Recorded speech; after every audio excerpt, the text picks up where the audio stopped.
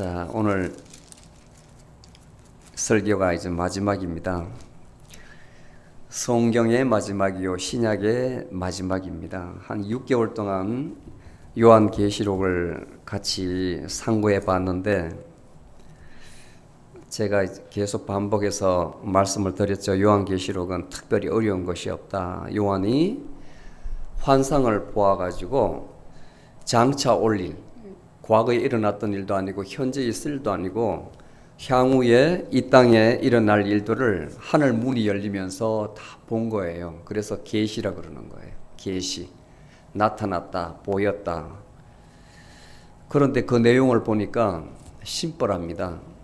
심플합니다. 처음에 시작할 때, 요한계시록 시작할 때 우리가 7 교회에 예수님께서 쭉 드리는 말씀이 있었는데, 그 말씀의 핵심이 뭐냐면 이기는 자, 이기는 자, 이기는 자가 나와요. 이기는 자.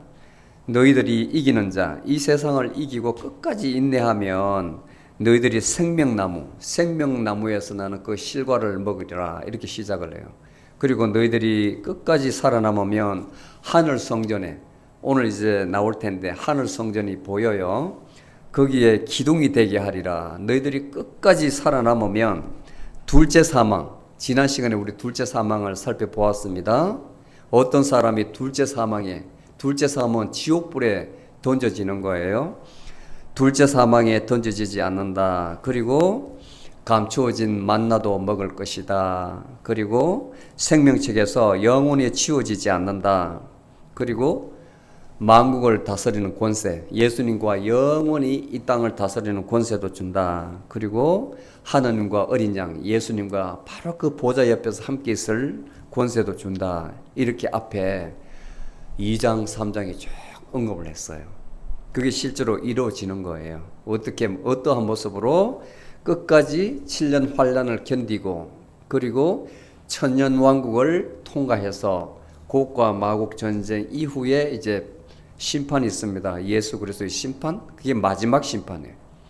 Finalize, 죽은 자들이 다 강제로 다 이렇게 세워져요. 죽은 자들이 편안히 못 자요. 여러분들 죽어도 예수 안 믿고 죽은 사람 편안히 못 잔다고 놔두면 되는데, 실제로 구약에 보면 그 내용이 있어요. 구약에 보면 사울이 하나님의 영이 떠나니까 엄청 공포가 몰려왔어요. 그때에 저기 갈멜산 앞에 이스라엘 평원에서 전쟁이 있었는데,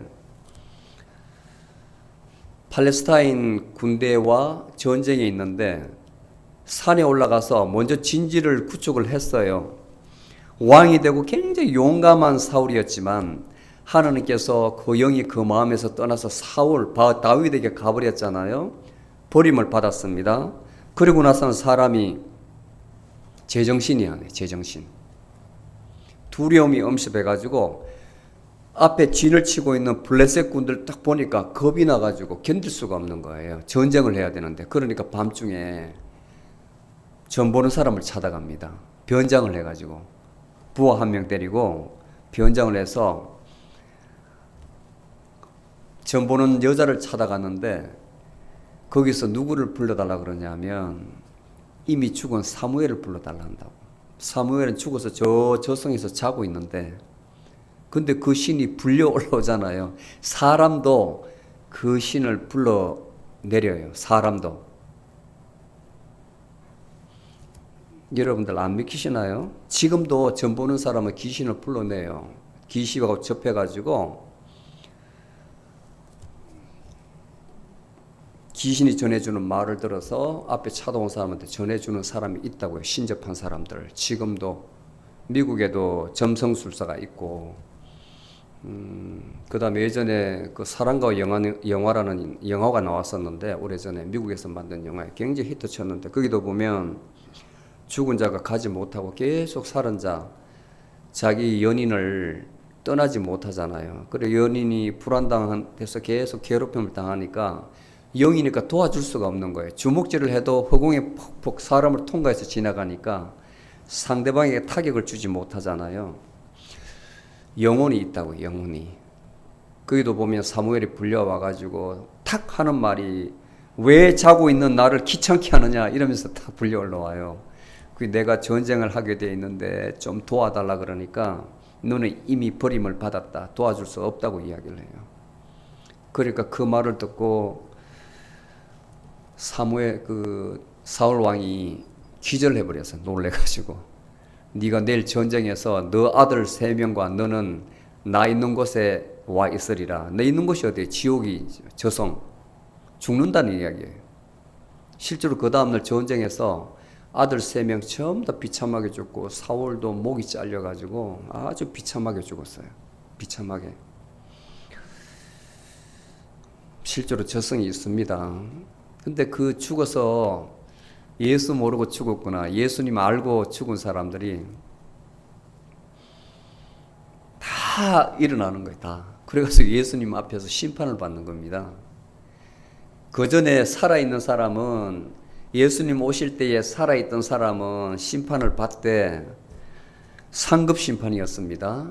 근데 우리가 살아있을 때 예수님 안 오시면 우리도 죽은 자예요. 우리도 죽은 자인데 우리도 고이 못 자고 다 들고 일어나야 돼, 우리 영혼이.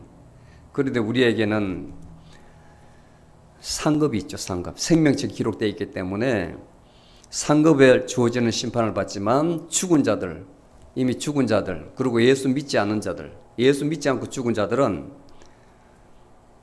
자기 행위대로 다 예수님 앞에 직고하면서 두 번째 사망, 이미 죽었다가 일어나 또 두 번째 사망, 지옥불에 던져지는 거예요.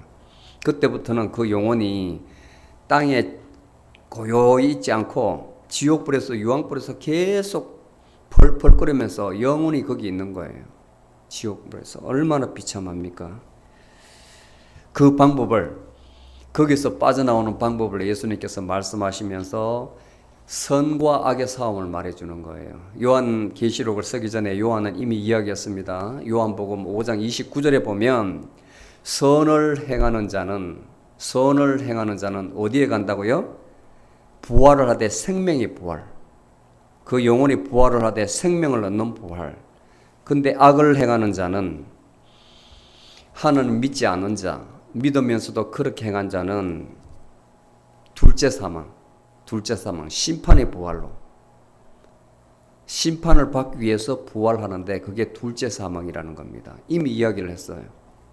근데 오늘 본문에 보면 선과 악, 어떤 사람이 선하다, 어떤 사람이 마지막으로 주어져요. 기회를 줘요. 어떤 사람이 선한 사람이고 어떤 사람이 그 생명책에서 지워지지 않을 사람이고 어떠한 사람은 둘째 사망으로 들어갈 사람이라고 분명히 알려줍니다. 자, 이런 식으로 크게 거시적으로 보면 어렵지 않아요. 선과 악의 싸움이다, 크게 보면. 그리고 악은 필멸한다. 옛날 우리나라에도 권선징악이라는 게 있어요. 권선징악. 선은 권하고 악은 징벌한다, 퍼니시먼트 한다는 게 있습니다. 그 사상이 우리나라 전통적으로 이주시대부터 쭉 내려왔던 사상이에요. 악은 반드시 망한다. 성경에도 선과 악의 싸움이 마지막 날에 있는데 악은 반드시 멸망한다. 선이신 하나님께서 새 땅과 새 하늘을 건설하신다는 것이 요한계시록의 핵심 메시지입니다. 아멘. 예. 그러니까 요즘 사람들이 참 몸이 건조한 것 같아요. 제가 어떤 채널을 보니까 이분이 역사학자예요.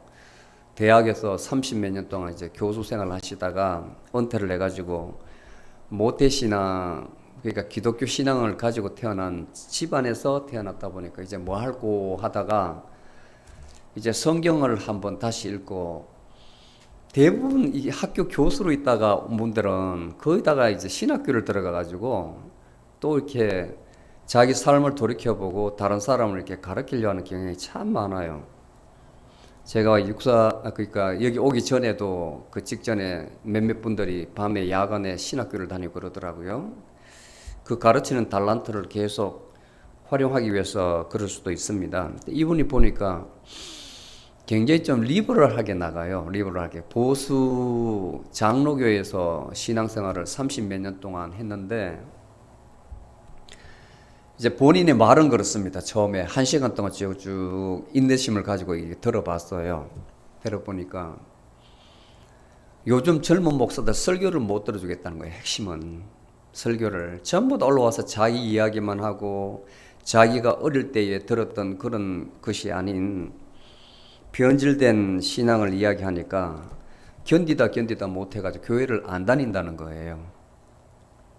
그리고 자기와 뜻을 같이 하는 이제 대학 교수들 또는 전문가 그룹을 모아가지고 스스로 이제 모여서 몇 명이 모여서 성경 공부를 하는 거예요. 성경뿐만 아니라 복음에 관련된 아리클도 있고 깊은 서적도 있고 자기 나름대로 신학책을 쭉 세운 걸 이야기를 하는데 제가 쭉 따라가 봤어요. 어디까지 가는가. 야, 정말 요한복음에 보면 11장에 선한 목자 이야기가 나오고 사꾼 목자가 나오는데 선한 목자는 양들을 위해서 목숨을 버리는 자다 이렇게 이야기가 나와요. 늑대가 와가지고 양을 잡아먹으려 하면 목자는 늑대를 쫓아보내고 자기 목숨을 걸고 쫓아보내고 양을 보호하는데 사꾼 목사는 늑대가 오면 위험한 것이 오면 놔두고 도망가 버린다는 그런 표현이 있습니다. 얼마나 한국의 복음이 변질되고 교회가 그렇게 됐으면 이분이 그래도 4대째 모태신앙이고 4대째 신앙이고 본인도 어릴 때부터 교회 시골에서 쭉 그렇게 커서 교회를 떠날 수 없는 사람인데 이렇게 되었을까 하는 그런 생각이 들었고 그 다음에 이분이 성경을 해석하는 걸 보니까 상당히 위험하게 이렇게 빠져 이렇게 들더라고요. 위험하다는 것은 모든 성경을 이성적으로 해석을 한다는 거예요. 근데 저도 이제 한때 공부할 때 그런 의심이 많이 들었었는데 이성과 신앙에서 분명히 기반이 둬야 될 것은 성경을 볼 때는 faith, 믿음이 우선이 돼야 되고 그 다음에 이성, 알미라는 것은 다음에 와야 돼요. 그런데 내 이성, 합리적 의심을 먼저 둬버리면 모든 믿음에 의심이 가요. 성경 하나하나가 어떻게 예수님이 이랬다 저랬다 이야기하지 하나님의 아들이라 이야기했다가 또 사람의 아들 인자라고 이야기했다가 근데 사람이면 어떻게 바다를 무리를 걸을 수가 있나? 모든 게 의심이에요. 어떻게 예수님은 진흙 가지고 이겨가지고 눈봉사를 갖다가 눈뜨게 할 수가 있나? 또 말로서 사람을 고칠 수가 있나? 어떻게 죽은 자를 또 살릴 수가 있나? 모든 게 의심이죠. 그리고 왜 죽었나? 죽고 나서 살았다는 그 자체도 믿을 수가 있는 것인가? 사람이 헛것을 봤다는 게 맞지 않는가? 의심이 끝이 없어요. 끝이. 그렇게 되면 이 복음서는 제로가 되는 거예요. 복음서는. 그런 내용인데 만약에 나의 이성으로 판단해서 그렇게 산다면 이 복음은 가치가 없는 거죠. 그렇지 않습니까? 그래서 여러분들도 신앙생활 할 때 유념하셔야 될 것은 항상 faith, 믿음이 우선이다. 신앙이 우선이다. 그리고 그 신앙을 뒷받침하는 나의 이성이 이것을 그대로 따라줘야 되는 거예요. 본문을 이해하는 거예요. 그리고 여러분들 그 이해를 위해서 설교자는 도와주는 겁니다. 합리적으로 여러분이 의심 없이 그런 부분을 이해할 수 있도록 그리고 신앙을 더 두텁게 할 수 있도록 도와주는 역할을 해야 되는 거예요. 많은 안타까움이 들고 시간이 되면 나중에 저하고 나이 차이가 별로 안 나가지고 한번 통화를 한 뒤 만나뵈고 좀 이야기를 나누고 싶다는 생각이 들어서 참 안타까운 일단은 그분이 교회를 떠나서 자체적으로 이제 그런 사람이 많답니다. 그분 말로는 대형 교회 가면 온통 막 취장을 해가지고 오케스트라 이런 것이 뭐 대한민국에서 운영하는 나라에서 운영하는 것보다 더 화려하게 운영이 되고 있고 이게 모든 것이 비정상적 자기가 보기에 그리고 정작 교회에서는 말씀이 없다는 거죠. 그러니까 지각이 있는 사람이 많이 떠난다 하는 그런 말씀을 하셨을 때 야, 간접적으로 듣는 거죠. 간접적으로. 오늘 그런, 우리가 오늘날 그러한 시대에 살고 있다는 것입니다. 자, 오늘 본문에 이제 21장에 보면 요한이 또 환상을 봐요. 계속 장마다 환상을 봅니다. 새 하늘과 새 땅, New Heaven and New Earth. 새 하늘과 새 땅을 보니 처음 하늘과 처음 땅이 다 없어지고 그도 바다도, 육지에 있는 바다도 다 없어졌대요. 어떤 모습일까요? 그리고 2절에 보니까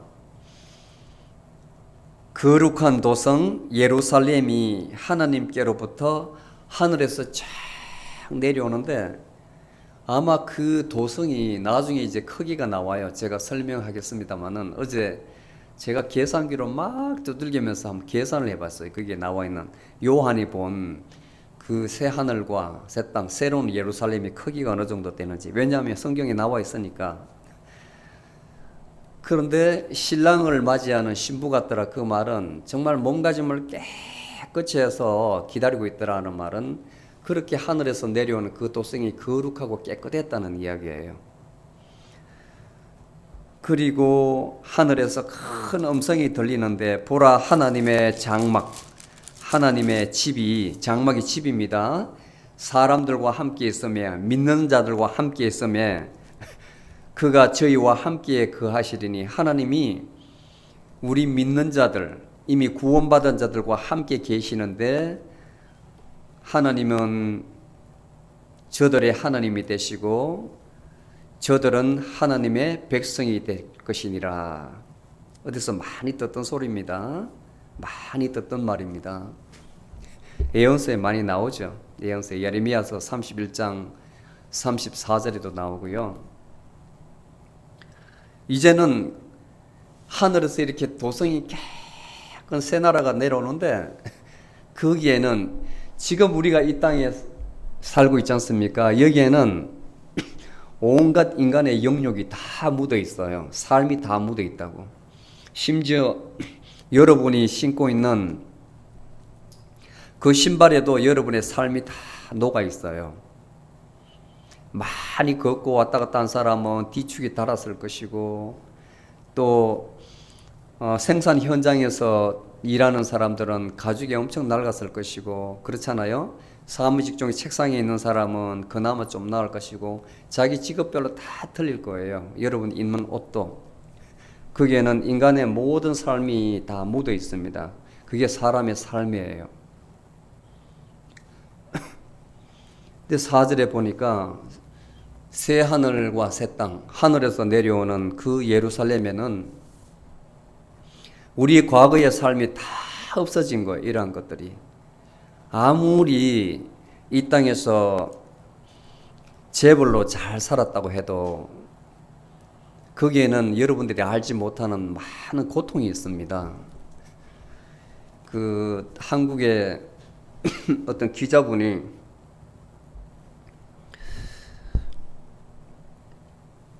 기자 생활을 마치고 재벌을 추적해가지고 그 재벌의 과거와 현재까지의 모습, 2세, 3세까지의 모습을 추적 취재를 해가지고 삼성과 그 다음에 그 현대가, 효성과 그 다음에 상용 등등 한국 굴지의 재벌들의 초창기 세웠던 그 사람부터 해서 그 아들, 지금 손자까지 추적을 해가지고 그 처음부터 끝을 다 기록한 사람이 있어요.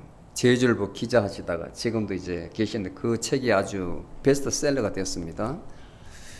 거기에 이렇게 보면 재벌들의 삶이 사람들 보기에는 참 좋아 보이는 것 같지만은 엄청난 배신이 있어요. 배신, 갈등이 있고 그 다음에 거짓이 있고 제일 큰 것이 배신이죠. 배신. 모든 삼성도 마찬가지 대기업은 배신을 다 겪었습니다. 비추로열. 삼성도 그 선조 이병철이라는 사람이 같이 했던 사람을 배신해가지고 그 사람이 다시 세운 게 효성그룹이거든요. 효성그룹. 정주영도 마찬가지고 상영그룹도 마찬가지고 다 함께 동업을 하다가 배신을 맞아가지고 그 그룹이 오늘까지 왔는데 또 그 내에서도 형제 자매 사이에서도 엄청 다툼이 많아요. 다툼이. 겉보기에는 돈만 있으면 다 되는 것 같지만 절대로 그렇지 않습니다. 그 내면에 보면 그 사람을 둘러싸고 또 그 집안 사람이 아닌 사람이 또 뭉쳐가지고 상대방을 제거해서 다 차지하려는 또 그러한 음모가 있거든요. 음모가. 그 자식만 있으면 되는데 그렇지 않아요.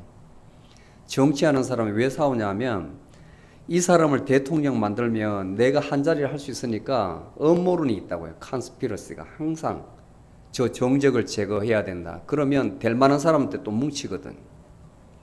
얼마나 그 사람들이 재발한 줄 아십니까? 누가 권력 잡았다는 것. 미국도 마찬가지예요. 어느 나라 다 마찬가지예요.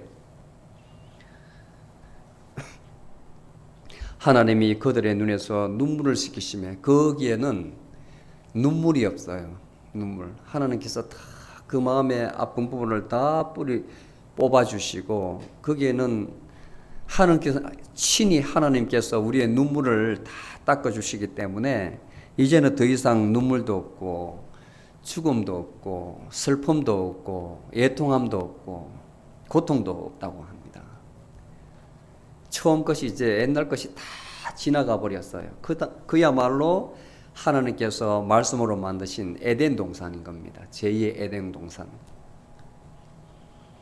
말씀하시기를 내가 만물을 모든 만물 모든 것을 다 새롭게 하노라. 새롭게 하노라.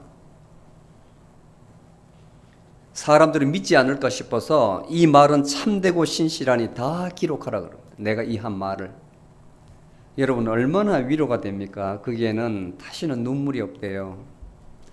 죽음도 없대요. 슬픔도 없고 애통도 없고 고통이 없답니다. 여러분들 가운데 과거를 돌이켜보면 눈물 날 일이 많이 있습니까? 죽음에 대한 두려움이 있습니까? 또 슬픔도 애통함도 있습니까? 고통이 있습니까? 우리 믿는 자는 이 땅에 소망을 두면 되지 않습니다. 옛날 많은 사람들이 도대체 이 땅이 어떻게 생겼을까? 그리고 이 땅에 근원이 되는 것은 어디에 있을까 생각을 했어요. 왜냐하면 온갖 사악한 것으로 가득 채워져 있으니까 이 문제를 어떻게 해결할까? 사람이 해결할 수 없다는 것을 알았거든요. 그러니까 어떤 철학자는 이데아라 해서 정말 우리 눈에는 보이지 않지만 이 세상에 모상이 있다고 봤어요. 가장 완벽한 상태에 뭔가 있을 거라고 봤다고요. 그리고 이 땅은 악으로 가득 찬 코인이죠. 코인. 동전을 콱콱 찍어내는 코인 있잖아요. 그 하늘의 모상에서 찍어낸 이 세상이 있는데 여기는 악이 가득 차다고 봤거든요. 그래서 어떻게 하든지 사람은 여기서 벗어나는 거다. 또 더 디테일하게 네오플라토니즘, 신플라톤주의자들은 인간의 목표는 이 육체에서 탈출하는 거라고 그랬어요. 다시 말씀드리면 우리의 영혼, 하나님의 영인 이 영혼이 육체의 장막에 딱 갇혀져 있어서 꼼짝을 못한다는 거예요. 그래서 계속 빠져나가려 하는 그게 에토스 또는 에로스, 욕망이라는 거예요. 이 육체는 모든 것을 다 가져야 되거든. 계속 가져야 되고 집착이 엄청나요. 보는 것마다 다 생각이 떠오르게 하고 내 것으로 만들고 싶고 하고 가지고 싶고 뺏고 싶어 하고 거기에서 모든 이 세상에 악이 나온다고 보고 육체를 벗어나는 것이 가장 선이고 인간의 최종적인 목표다고 생각했어요. 육체를 벗어나는 것. 영혼이 육체를 벗어나서 하늘로 올라가는 것. 그러기 위해서는 어떻게 하라 이렇게 이제 답을 제시하는 거예요. 많은 사람이 미혹되었습니다.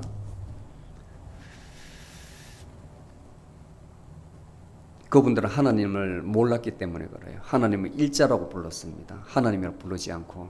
근데 우리에게는 하나님을 알게 하는 영이 있습니다. 아멘. 여러분 날마다 지금 이 순간도 하나님의 영이 여러분들 절 보게 하는 거예요. 굉장히 쉬워요. 여러분 딱 깨우치면 여러분들 걸어가는 것도 하나님의 영이 있고, 여러분 말하는 것도 그렇고, 의식이 있는 것도, 모든 것이 여러분들 알지 못하는 배후에 여러분들 관찰하는 그분이 계십니다. 그분이 이 우주에 편만하세요. 편만하세요. 근데 여러분들이 알지 못하는 것은 여러분들 생각으로 인해서 그분을 뒤로 하는 거예요. 여러분들 생각 때문에 망하는 거예요. 그리고 말씀하시기를 다 이루었다.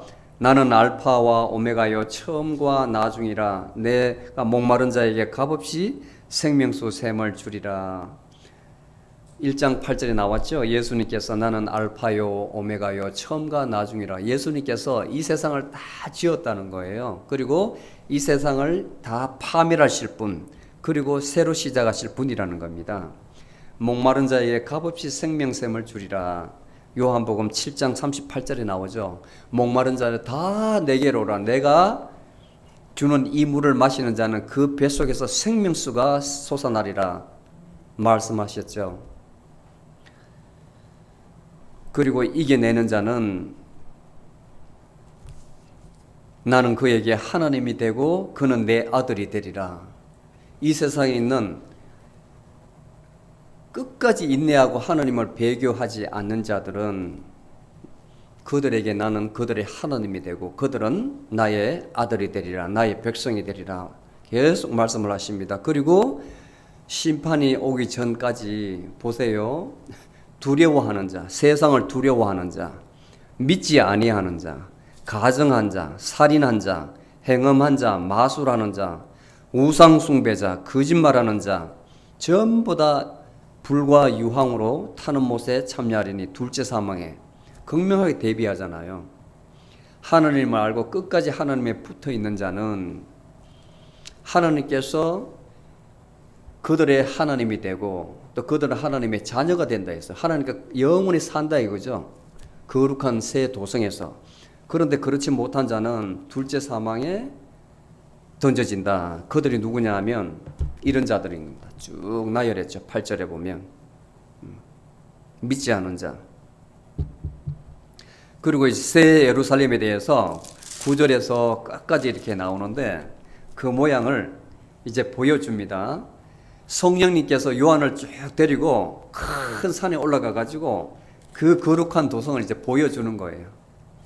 거기 보니까 하나님의 영광이 있고 너무 이렇게 빛이 나가지고 막 볼 수가 없는 거예요. 그 장식이 귀한 보석과 같고 수준과 같은 맑은 벽옥과 같더라. 자, 거기에 도성이 있는데 동서남북에 각각 3개의 문이 있어요. 3개의 문이. 3개의 문에는 옛날 12지파에 각 3지파가 동서남북에 있는 것 같기도 하고, 그 다음에 그 밑에 성문의 바닥에는 파운데이션에는 예수님 시대의 12사도들이 나눠가지고 3명, 12사도가 있는 거예요. 문에는 12지파의 이름이 써져 있고, 그리고 동서남북에는 그 밑에 파운데이션에는 어린 12사도들의 이름이 적혀 있습니다. 그리고 달아보라고 메저링 랏을 주는 거예요. 성벽을 측정하라고 금으로 된 자를 주는 거예요. 제가 보니까 성의 크기가 네모 가로 세로가 똑같고 또 높이가 있습니다. 이 길이가 성경에는 12,000 스타디온인데 킬로미터로 하면 2240km. 2240km. 우리나라가 생각이 안 되면 여러분 이렇게 제가 어제 다 재봤다니까. 라스베가스에서 뉴욕까지 거리. 라스베가스에서 뉴욕까지 거리. 자, 가로가 그 거리고 세로도 그 거리고 높이가 또 그 거리예요. 높이가. 자, 여러분들 땅 지을 때 미국이 땅을 찾아보니까 인터넷에서 3.8 밀리언, 그러니까 100만 3.8 300만 8천이죠. 300만 8천 제곱마일이에요. 크기가 3.8 밀리언 스퀘어 마일입니다. 크기가. 근데 여기는 땅을 지을 때, 자, 봐요. 땅이 이렇게 있다면 건물을 짓거나 빌딩 지을 땅에만 짓잖아요. 땅에만. 아무리 높게 지어봤자 엠파이어 스테이트 빌딩이 맨하탄에 108층이라지 않습니까? 자, 단층으로 텍사스 사람들은 2층도 싫어하고 3층도 싫어하니까 다 단층으로 짓잖아요. 거기가 끝이에요. 하늘에 파운데이션 없으면 집을 못 짓잖아요. 그런데 새 예루살렘에는 높이가 똑같이 2240이에요. 제가 이것을 또 찾아가지고 막 재봤어요. 높이가. 아파트 한 층마다 이 높이가 3에서 4m래요. 그래서 제가 가장 맥시멈 4m로 계산해 보니까 아파트 층수가 74만 층이에요. 74만 층. 아파트 100층이라도 높지 않아요? 100층. 50층이라도 높다 하고. 근데 74만 층이에요. 74만 층. 사람이 사는데 땅에만 사는 게 아니고 2층에도 그만큼 똑같은 높이에 살고 3층에도 살고 그게 74만 층. 500억 명을 수용할 수 있는데 500억 명. 자, 중국이 미국과 땅덩어리가 비슷해요. 그런데 인구가 14억 4천만입니다. 14억 4천. 그런데 산이나 이렇게 가면은 아직 널널해. 사람이 살 공간이 엄청 많아요. 거의 15억이 살아도.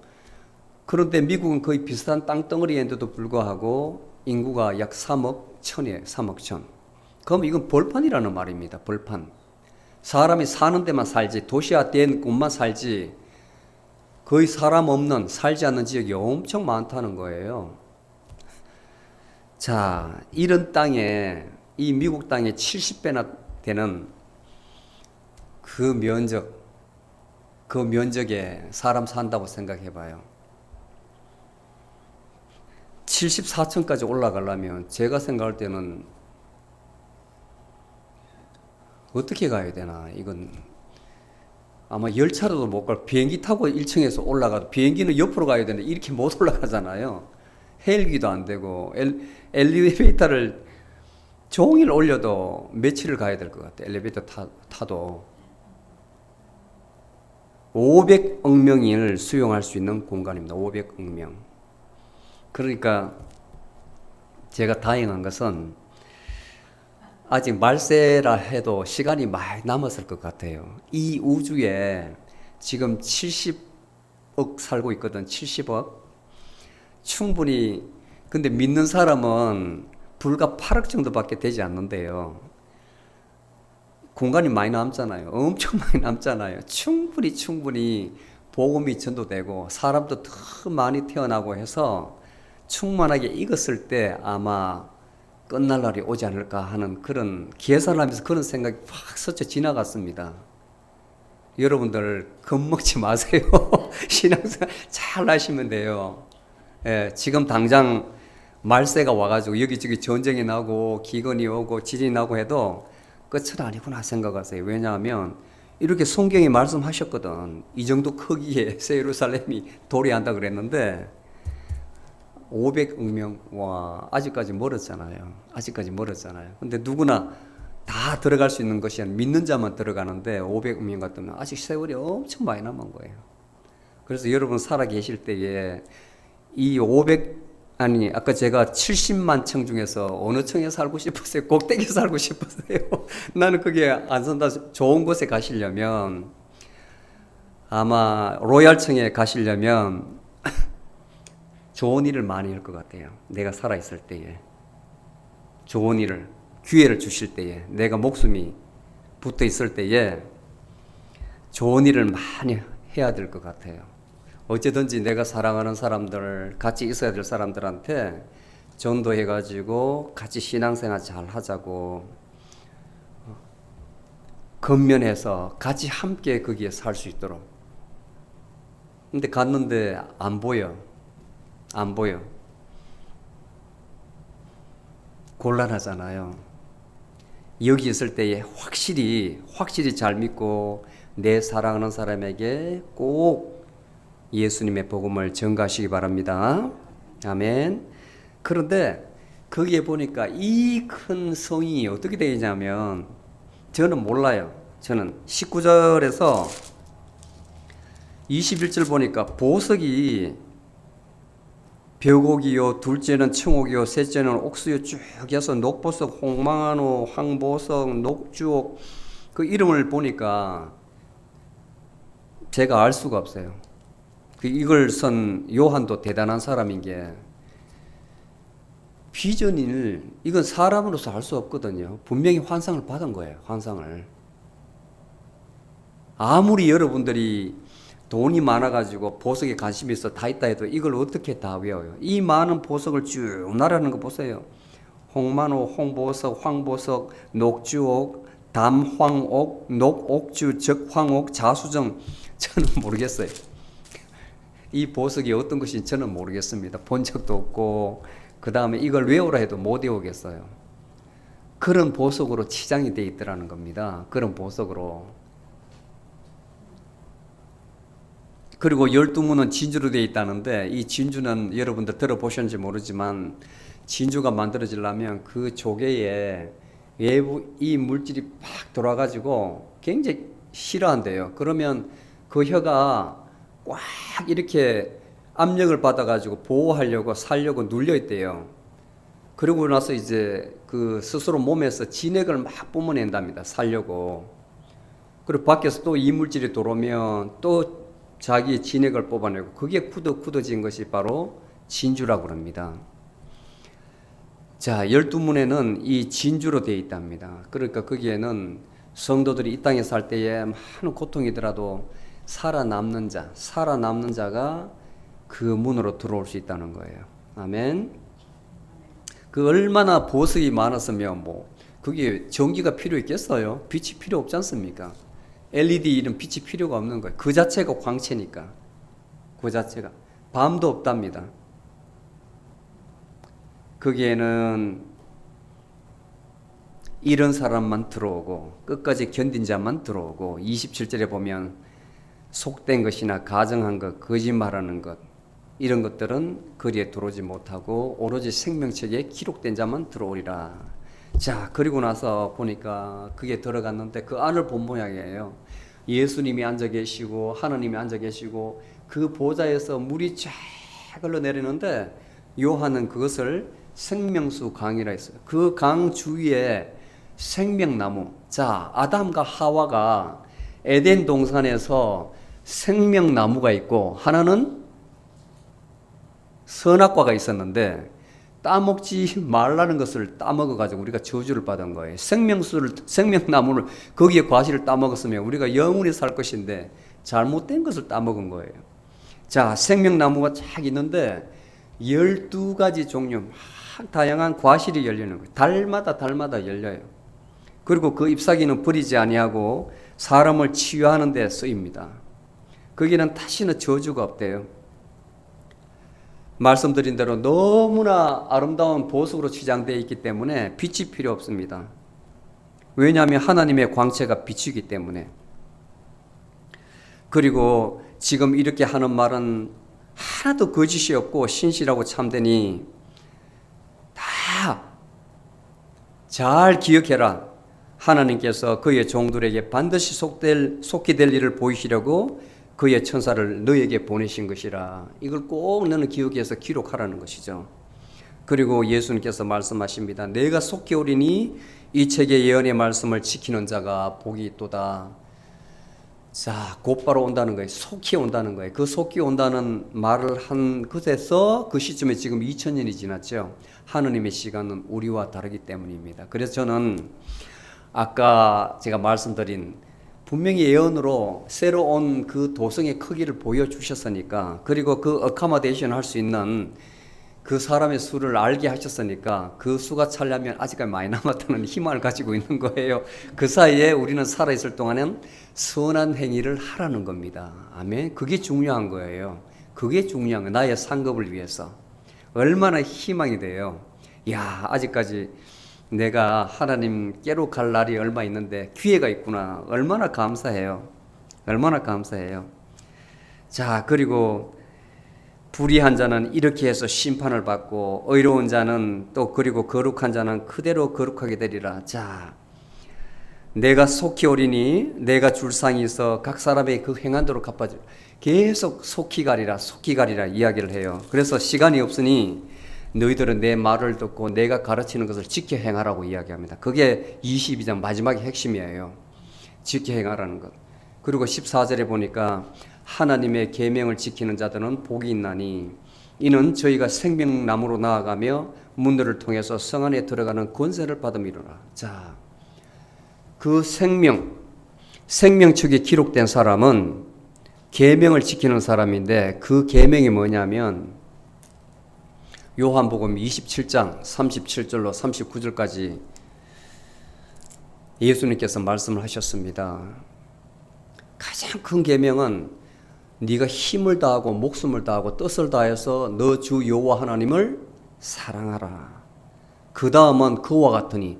자, 둘째인데 둘째가 아니라는 거예요. 그와 같다는 거예요. 똑같은 이 밸런스가 똑같다는 거예요. 무게감이. 내 이웃을 내 몸과 같이 사랑하라. 그 전체가 선지자와 율법의 강령이라고 그랬어요. 그게 핵심이에요. 자, 얼마나 이 말씀이 성경 전체를 통해서 중요하냐면 그냥 말로 듣지 말고 여러분들이 가만히 생각을 해봐요. 아무리 밉다 하더라도 어느 순간에 내가 생각을 바꿔서 사랑의 마음을 내면 여러분한테 달려있는 거예요. 순간에 사랑의 마음을 내면 저 죽을 듯이 밉던 사람이 갑자기 달려 보인다. 그것을 계속 훈련을 해야 됩니다. 여러분들이 미워하는 것도 여러분들 생각이에요. 여러분들 마음이라고. 누가 그래 시킨 것도 아니에요. 여러분들이 그렇게 짓고 있는 거예요. 죄를. 그런데 그 사랑하게 하는 마음은 하나님의 영입니다. 여러분들 가운데 있는 하나님의 영이 여러분들 꼭 사랑하게 해주십니다. 그래서 깨어 있으라는 거예요. 순간적으로 이쪽으로 발을 디디면 늘 사람과 다퉈야 됩니다. 사랑이 나오지 않아요.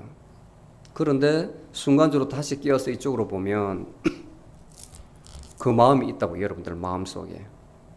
그 있잖아요. 비유를 저기 있는 스위치 비유예요. 온, 오프. 꺼버리면 오프. 어두워지고 켜면 밝아지잖아요. 우리 마음도 그렇다는 거예요. 마음도 온, 오프. 모든 원리가 이 우주의 원리가 그렇게 돼 있어요. 남자 여자도 음양의 원리로 돼 있고 남자 여자도 그 다음에 모든 기계 장치도 보면 음양 플러스 마이너스가 있어요. 건전지도 플러스 마이너스고 기계 돌아가는 차 내의 엔진도 보면 이 프랑크 샤우드라고 있거든요. 이 샤우드에 보면 그것도 음양으로 돼 있어요. 볼록 있고 들어가는 게 있고 모든 우주의 원리가 그렇게 돼 있어요. 우주의 원리가. 근데 하나님께서 우리에게 지성을 주어가지고 이것을 시험해 보지 않아도 우리가 사유로서 생각으로서 그것을 우주의 원리를 알게끔 만들어 놨다고 해요.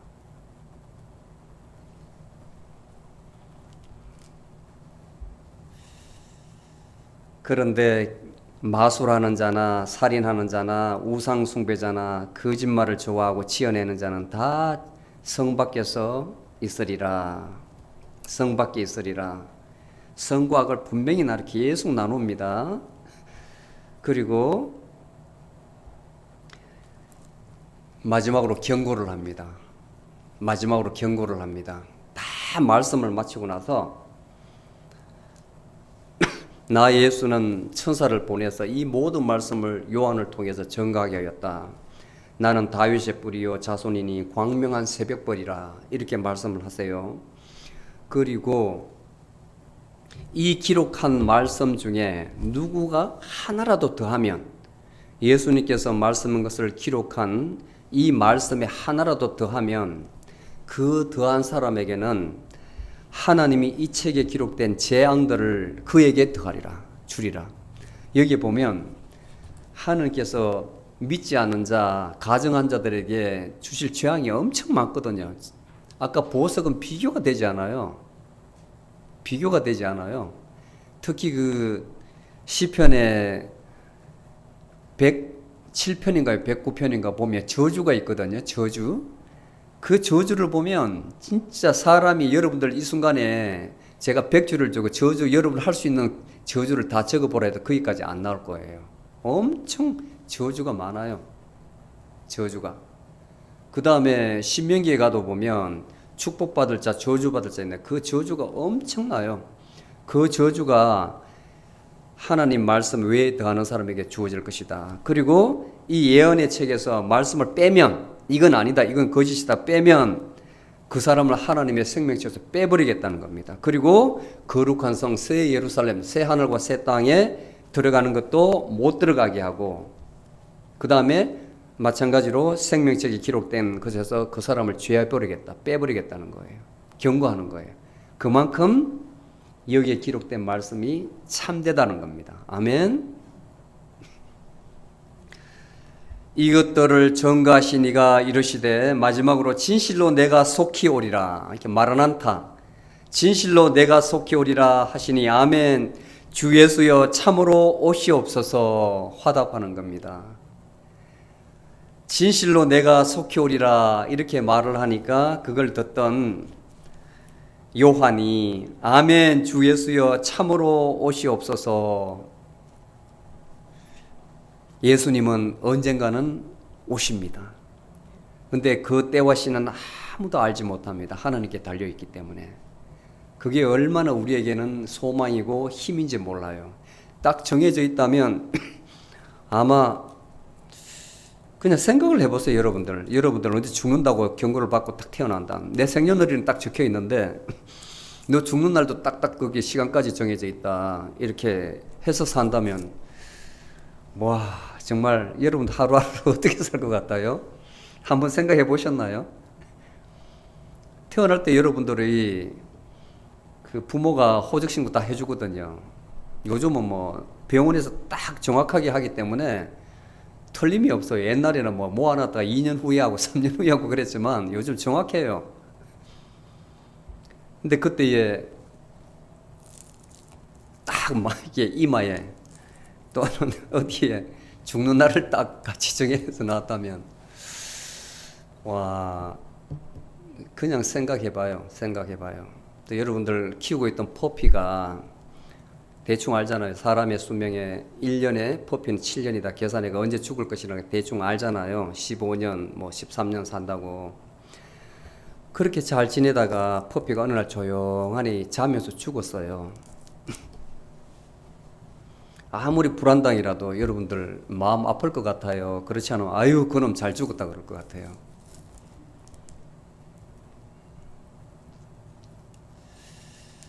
하나님께서는 우리들을 기다리고 계십니다. 지금이라도 깨닫고 지금이라도 우리가 그분의 피조물이라는 사실을 깨닫고 너희 스스로 살 수 없다는 것을 깨닫고 하나님께 돌아오기를 기다리고 있습니다.